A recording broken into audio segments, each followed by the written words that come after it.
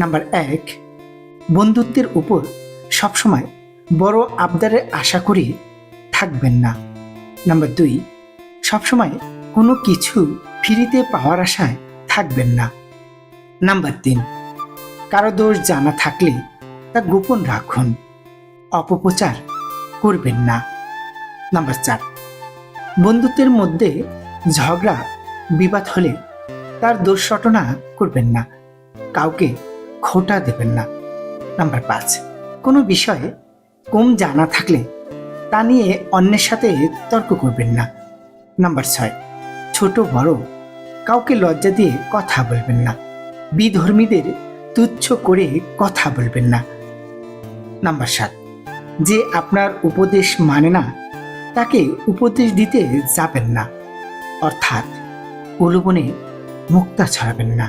এই উপদেশগুলো মেনে চললে আপনার সম্মান বাড়তে বাধ্য। ধন্যবাদ।